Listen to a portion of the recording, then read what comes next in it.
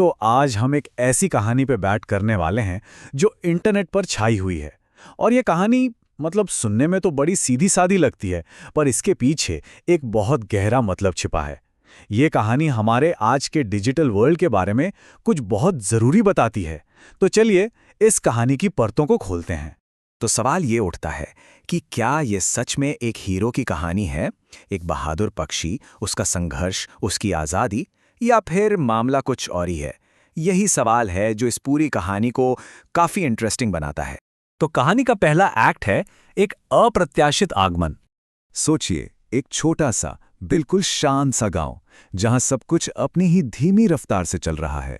जिंदगी कह सकते हैं कि एकदम नॉर्मल है, पर जैसा कि हर अच्छी कहानी में होता है, ये शांति ज्यादा देर तक नहीं टिकती। और तभी एंट्री होती है एक बहुत बड़े कबूतर की।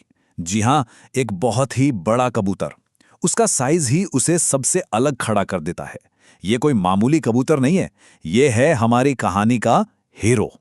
अब आते हैं कहानी के दूसरे एक्ट पर। हमारा हीरो अब खतरे में है। और यहां से ना कहानी बहुत तेजी से आगे बढ़ती है। सबसे पहले तो एक आदमी उसे धप से रस्सी से पकड़ लेता है, फिर उसे एक पिंजरे में डाल दिया जाता है, और फिर बेचारा भूख से बेहाल हो जाता है।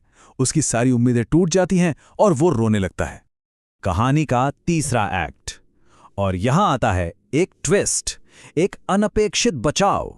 सब कुछ खत्म लग रहा था, लेकिन तभी कुछ ऐसा हुआ जिसने पूरी कहानी का रुख ही मोड़ दिया। गांव में एंट्री होती है एक बड़ी मुर्गी की। हाँ, बिल्कुल सही सुना, और ये भी हमारे हीरो की तरह ही काफी बड़ी है। तो ये है हमारा अनअपेक्षित रक्षक, जो शायद अब सब कुछ ठीक कर दे। और ये मुर्गी बिल्कुल भी टाइम वेस्ट नहीं करती। वो सीधा पिंजरे के पास जाती है, कबूतर को आज़ाद कराती है, और फिर दोनों एक साथ वहां से निकल भागते हैं। क्या कमाल का एकदम फास्ट रेस्क्यू ऑपरेशन था। अब आता है चौथा एक्ट, आज़ादी की ओर, यानी आज़ादी की तरफ पहला कदम। हमारे दोनों हीरो, कबूतर और मुर्गी, गांव वालों से बचते बचाते भाग रहे हैं। सोचिए क्या सीन होगा। ये उनकी आज़ादी की दौड़ है। वो अब कैद से बाहर हैं। पर यही कहानी में एक बहुत ही अजीब बात होती है। कबूतर अब आज़ाद है, तो फिर वो रो क्यों रहा है? अगर पिंजरा ही प्रॉब्लम था तो अब तो उसे खुश होना चाहिए था, है ना? बस इसी सवाल में इस कहानी का असली राज छुपा हुआ है। और अब हम पहुंच गए हैं कहानी के आखिरी और पांचवें एक्ट पर, उसके दुख की असली वजह।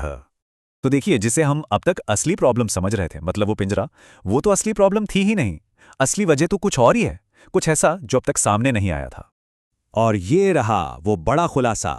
कहानी की आखिरी लाइन है, लेकिन कबूतर फिर भी रोने लगता है क्योंकि किसी ने लाइक सब्सक्राइब नहीं किया है। एक सेकंड, क्या? अचानक से ये पूरी कहानी पक्षियों के बारे में रही ही नहीं है ना? और ये लाइन एकदम परफेक्ट तरीके से हमें अटेंशन इकोनॉमी के कॉन्सेप्ट से मिलाती है। ये एक ऐसी दुनिया है जहां लोगों का ध्यान, उनका अटेंशन किसी चीज की सबसे बड़ी कीमत है। इस दुनिया में असली करेंसी पैसा नहीं, बल्कि लाइक्स, व्यूज और सब्सक्राइब्स हैं। तो इसका मतलब क्या हुआ? इसका मतलब यह है कि कबूतर का असली पिंजरा लोहे का नहीं था। उसका असली पिंजरा था डिजिटल दुनिया की खामोशी, लोगों का उसे नोटिस ना करना। उसकी फिजिकल आज़ादी का तब तक कोई मतलब नहीं था जब तक उसे ऑनलाइन वैलिडेशन, लोगों का अटेंशन नहीं मिलता।